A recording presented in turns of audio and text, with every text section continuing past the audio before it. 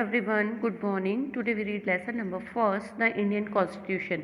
देखिए, previous video में मैंने आपको इसका इंट्रोडक्शन दे दिया था कि why we need to the constitution, हमारी कंट्री को कॉन्स्टिट्यूशन की नीड क्यों होती है। इसके बाद में मैंने आपको कॉन्स्टिट्यूशन का मीनिंग बता दिया था। देन हम लोग कर रहे थे कि नेपाल की जो मोनार्की सिस्टम था पहले, उसके बाद में कॉन्स्टिट्यूशन को चेंज करने के लिए उन्होंने कुछ मूवमेंट्स किए, कुछ स्ट्रगल किए, देन चेंज हुआ। उसके बाद में फाइनली जो था 2015 में यहाँ का जो कॉन्स्टिट्यूशन था वो फाइनली लोगों ने एक्सेप्ट कर लिया था, वो भी चेंज। अब यहाँ पर हम लोगों ने एक पिक्चर स्टोरी रीड की थी कि उसमें एक मतलब अगर कॉन्स्टिट्यूशन ये भी चीज़ बताता है कि किसी लीडर को जितनी पावर मिली है उसके अकॉर्डिंग वो उसका मिसयूज़ ना कर सके, तो उसके लिए क्राइटेरिया डिसाइड होता है। इसी को हम लोग आगे करते हैं बच्चों। देखिए, इन the democratic society the constitution often lay down rules the guard against the misuse of the authority by our political leaders. In the case of Indian Constitution, about which you will read more later in the chapter, many of these laws are the continued in the section of fundamental rights. अब देखिए क्या होता है, लोकतांत्रिक जो समाज है हमारा, डेमोक्रेटिक जो सोसाइटीज़ है, उनमें लगभग कॉन्स्टिट्यूशन ही ऐसे जो है रूल्स तय करता है, ऐसे जो लॉ तय करता है जिसके द्वारा क्या करते हैं, जितने भी लीडर्स जो हैं, जितने भी नेता जो होते हैं, उनके हाथों में सत्ता के इस तरह के दुरुपयोग को रोका जा सके। क्योंकि वो था ना, जो सुरेश नाम का लड़का था, उसने अनिल को फालतू में ही टीचर से शिकायत बोल के और उसको ब्लेम कर दिया था। तो यहाँ पर क्या है कि इस तरीके से अगर हमारे भी नेता करने लगेंगे तो जो आम जनता होती है या जो सोसाइटी में रहने वाले हर तरह के पुअर और हर तरह के लोग होते हैं, तो उनको किसी तरह की दिक्कत ना हो। तो इसमें क्या करता है, कॉन्स्टिट्यूशन उस चीज़ को डिसाइड करता है।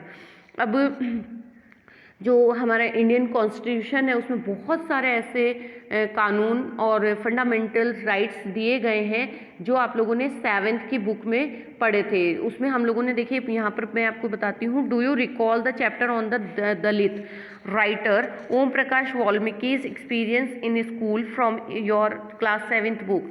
आप लोगों ने क्लास 7th की बुक में जो ओम प्रकाश वाल्मीकि के नाम का व्यक्ति था उसके बारे में पढ़ा था हम लोगों ने कि उसको किस तरीके से डिस्क्रिमिनेशन का सामना करना पड़ता था, है ना। कि भाई वहाँ पर हम लोगों ने पढ़ा भी था कि इंडियन कॉन्स्टिट्यूशन में हमारे जो कंट्री है उसके सभी सिटीजन्स क्या है, इक्वल है, उनको इक्वल टू राइट दिया गया है। और हमारा कॉन्स्टिट्यूशन भी कहता है कि हम लोग किसी को रिलीजियस, किसी जेंडर और किसी भी तरीके रेस, जेंडर और प्लेस ऑफ बर्थ के अकॉर्डिंग उसको डिस्क्रिमिनेट नहीं कर सकते हैं, है ना। और अगर आप करते हैं तो you will do the cry, आप लोग एक क्राइम करेंगे, है ना। तो इस प्रकार जो हमारा इक्वलिटी का राइट है वो इंडियन कॉन्स्टिट्यूशन में दिया गया एक फंडामेंटल राइट है हमारा। और इसके अगर अगेंस्ट कोई करता है तो हम लोग इस पर क्या कर सकते हैं, आवाज़ उठा सकते हैं, उसको डिस्क्रिमिनेशन होने की वजह से बता सकते हैं कि यह है हमारा समानता का अधिकार और यहाँ पर हमको डिस्क्रिमिनेट किया जा रहा है।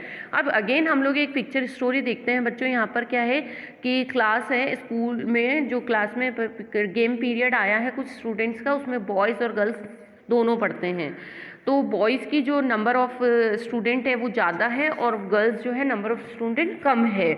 तो यहाँ पर क्या है कि मेजॉरिटी और माइनॉरिटी की बात आ रही है कि मेजॉरिटी क्या है कि मोर देन नंबर, और जो माइनॉरिटी हो गया कि लेस देन नंबर। कि जो मेजॉरिटी होगी उसका मतलब हो गया कि जो ज़्यादा संख्या में लोग होंगे और माइनॉरिटी का मतलब है जो कम संख्या में लोग होंगे। तो इसी तरीके से सोसाइटी में भी हम लोग देखते हैं कि कुछ जो सोसाइटीज़ होती है, कुछ जो धर्म के लोग होते हैं वो नंबर ऑफ लेस, है ना, लेस ऑफ नंबर होते हैं, कम संख्या में होते हैं, तो उसके साथ डिस्क्रिमिनेशन होता है। अब देखिए यहाँ पर क्या है कि गेम पीरियड स्टार्ट हुआ तो यहाँ पर टीचर ने बोला कि आप लोग बताइए, the teacher decide to the settle problem with the show hand. कि यहाँ पर पूछा गया कि आप लोग कौन सा गेम खेलेंगे, तो बॉयज़ ने कहा कि वी विल प्ले क्रिकेट, लेकिन लड़कियों ने कहा लेट्स प्ले बास्केटबॉल टुडे, और फिर थोड़ा चेंज करते हैं और आज हम लोग बास्केटबॉल खेलते हैं। तो टीचर ने कहा कि नहीं, हम लोग क्या करते हैं, यहाँ पर हाथ खड़ा करवाते हैं, जो बच्चों के ज़्यादा हैंड्स आएंगे उन्हीं को हम लोग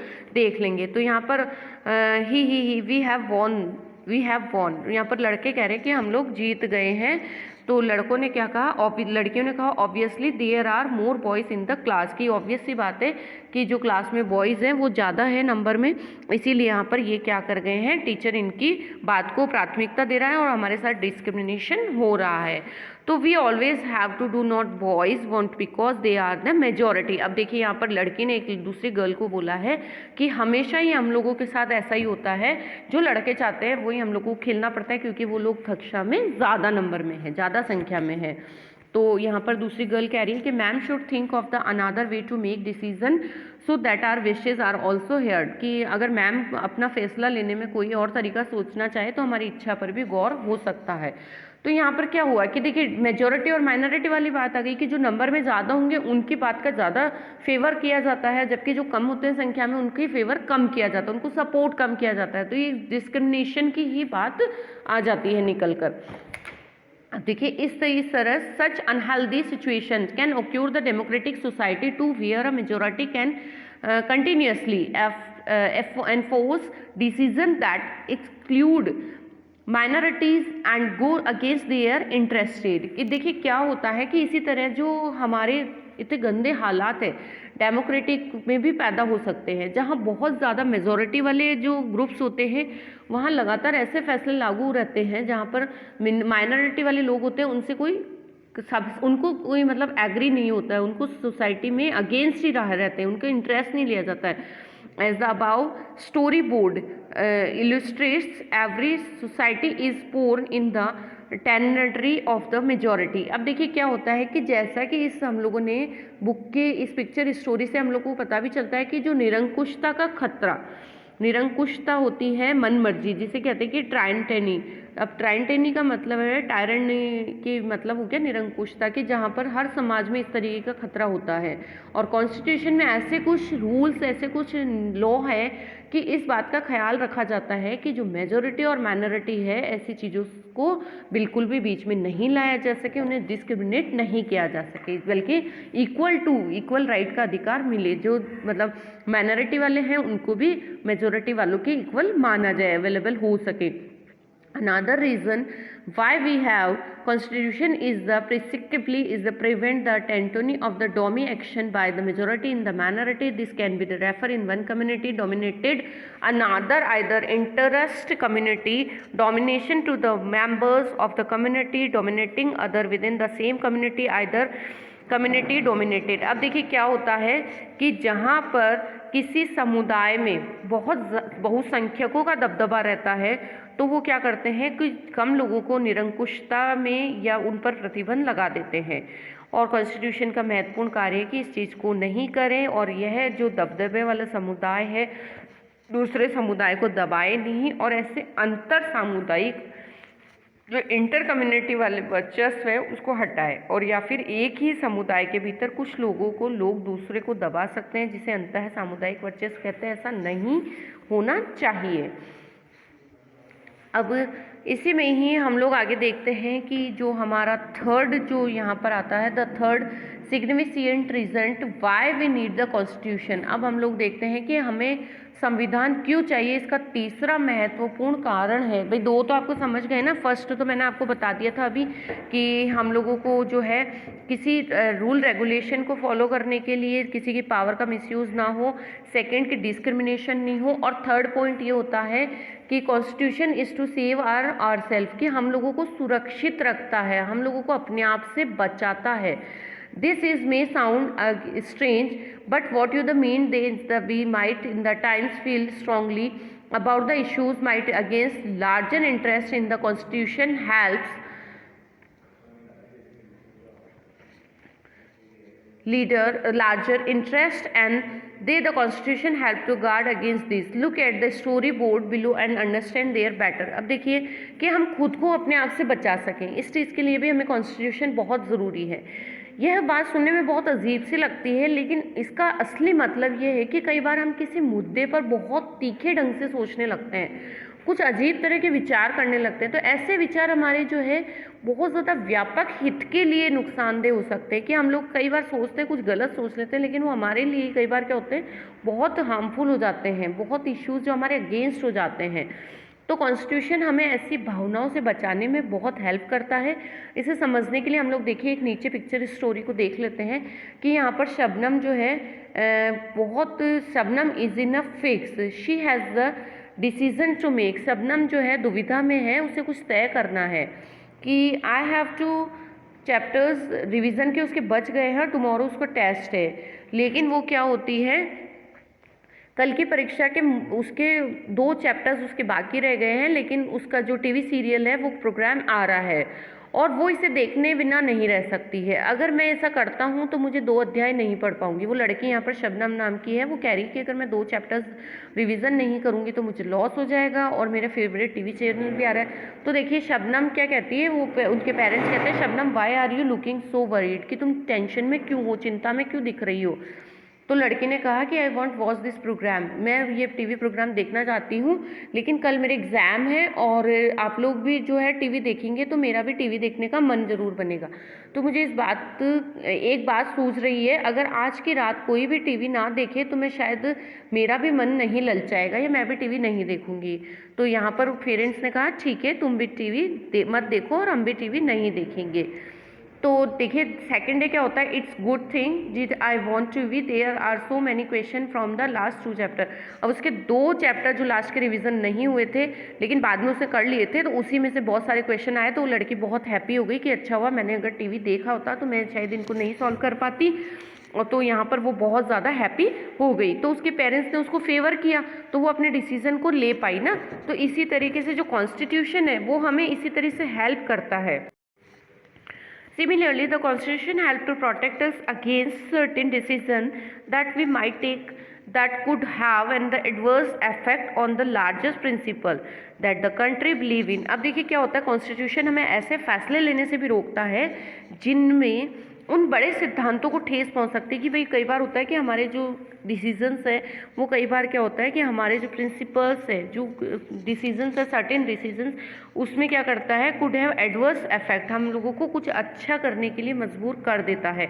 for example, it is possible that many people who live in the democracy might come to the strongly feel that to who have the party politics become the acriminaces that we have to the emotions may have to release long time the eternal rule of the against their interest. A good constitution does not allow these veins changes because structure it does not allow to the easy overall privatization that guarantee right to the citizen of protect their freedom.